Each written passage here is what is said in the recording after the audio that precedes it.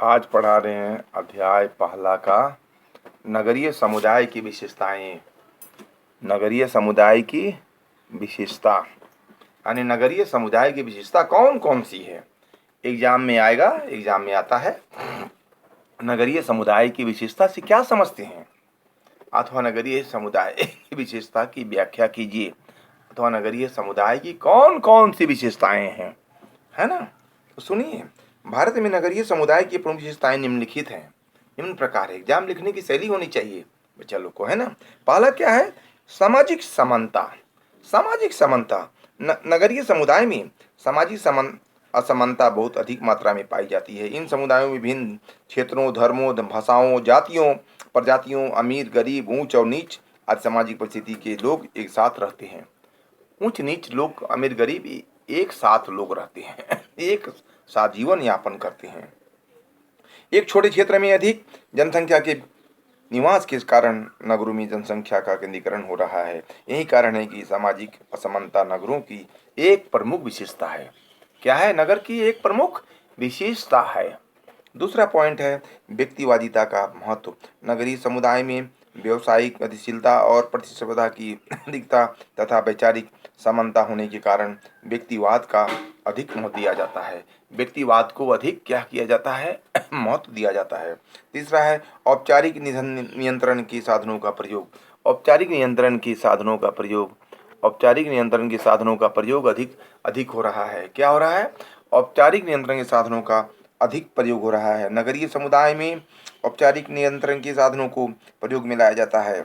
इसमें धर्म, जाति और प्राचीन प्रथाओं, परंपराओं के द्वारा समुदाय को नियंत्रित नहीं किया जाता है, बल्कि पुलिस और प्रशासन के द्वारा नियंत्रित किया जाता है। पुलिस के द्वारा कंट्रोल किया जाता है। ये सरासर गलत है। ये आम पब्लिक को पुलिस की जरूरत नहीं है कंट्रोल करने के लिए। चौथा पॉइंट है द्वितीयक संबंधों की प्रधानता। नगरीय समुदाय में द्वितीयक संबंधों की प्रधानता होती है।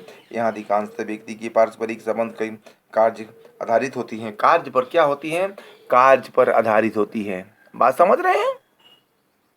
और तात्पर्य यह है कि अर्थ यह है कि कार्य पूरा होने के पश्चात संबंधों का तो प्राय नगण्य हो जाता है।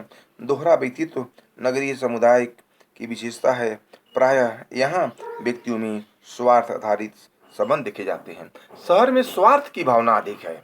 क्या है, शहर में स्वार्थ की भावना अधिक देखने को मिलती है। हमें स्वार्थ ज्यादा मिलता है हमें देखने को, और स्वार्थ ही सबसे बड़ा कारण है दुश्मन का। स्वार्थ नहीं होनी चाहिए, हमें ऊपर उठ के काम करना चाहिए। हमारे माननीय प्रधानमंत्री देखिए हर तरह के फंड उजागर कर रहे हैं। हमारे सेंट्रल गवर्नमेंट, हमारे राज्य स्टेट गवर्नमेंट तरह तरह के फंड, तरह तरह के वितरण प्रणाली को दे रही हैं। हमारे सुदूर ग्रामीण इलाका तक दलालों के चंगुल से नहीं पहुंच रहा है, बात हम मानते हैं। लेकिन हमारे माननीय प्रधानमंत्री ने, हमारे स्टेट गवर्नमेंट में, हमारे सेंट्रल गवर्नमेंट ने, हमारे राज्य सरकार ने तरह तरह की प्रथाएं, हम परंपराएं, तरह तरह की फंड व्यवस्था और तरह तरह की सुविधा सरकार हमारी प्रदान कर रही है। उसको हम सही तरीके से यूज करें और उसको सुदूर ग्रामीण क्षेत्र तक पहुंचाएं, हमारा कर्तव्य बनता है। पांचवा है व्यवसायिक विविधता और प्रतिस्पर्धा की अधिकता।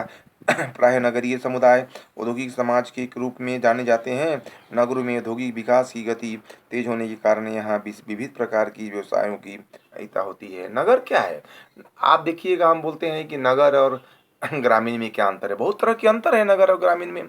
जो सामान हमें नगर में मिल जाती है वो ग्रामीण क्षेत्र में नहीं मिलती है। जो नगर में क्षेत्र में जो चीज़ उपलब्ध है, जो चीज़ की अधिकता है, जो आप चाहते हैं नगर में मिल जाती है शहर में हमको, लेकिन ये ग्रामीण क्षेत्र में नहीं मिलती है। हाँ, नगर और ग्रामीण क्षेत्र में यानी नगरीय और ग्रामीण, नगरीय ग्रामीण क्षेत्र में काफ़ी भिन्नता हमें मिलता है, देखने को मिलता है कि नहीं, काफ़ी भिन्न है, दोनों अलग अलग हैं। अभी हमें समझना है कि जब एग्जाम में आएगा नगर और ग्रामीण क्षेत्र के बारे में, तो हमें डिटेल से लिखना है कि ग्रामीण और नगरीय क्षेत्र में काफ़ी भिन्नता देखने को हमें मिलती है, काफ़ी दूर की फर्क है ना। अभी मानते हैं ना, काफ़ी दूर का है संबंध है, काफ़ी दूर का फर्क है।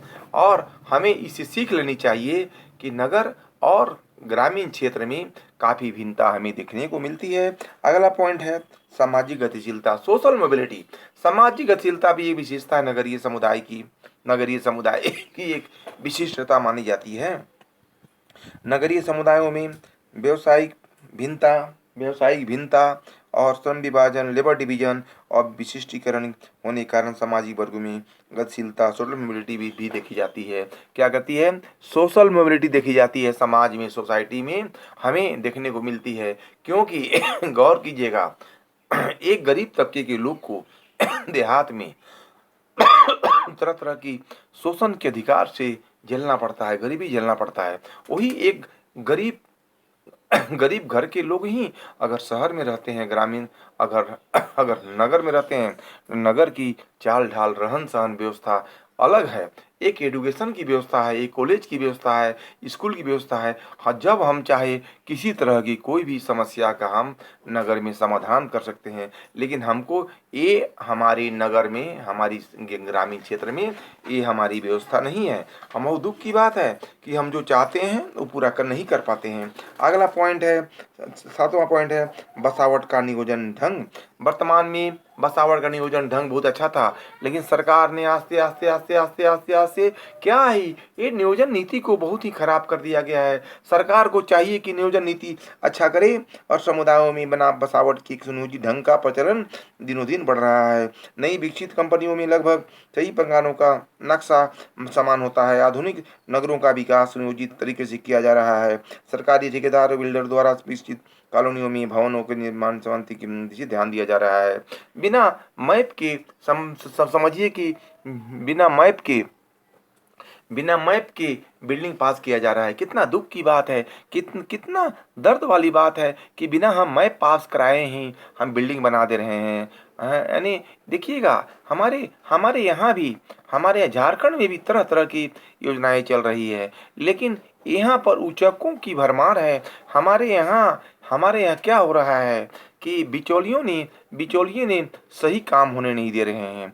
दलालों के हमें दलाली प्रथा को बंद करना होगा, समाज को आगे बढ़ाना होगा, हमें आगे आना होगा, ये लोग को एडुकेटेड करना पड़ेगा, शिक्षित करना पड़ेगा, तब हमारी समाज शिक्षित होगी, हम शिक्षित होंगे और आगे डेवलपमेंट की बात करेंगे, विकास की बात करेंगे। जनजातीय समुदाय, ट्राइबल कम्युनिटी में यदि हम भारतीय समाज का अध्ययन करें तो तब हम इसी पूर्ण रूप से नहीं समझ सकते हैं जब तक कि जनजातीय समुदाय की प्रकृति को न समझ ले।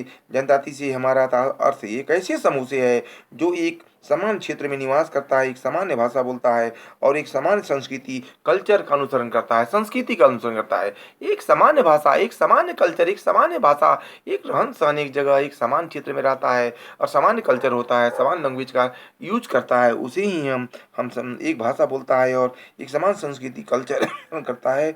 भारत के अधिकांश जनजातियां दुर्गम क्षेत्रों जैसे पहाड़ी क्षेत्रों व घने जंगलों में रहते हैं, इसीलिए हम इन्हें वन्य क्षेत्र तथा आदिवासी आदि नामों से पुकारते हैं।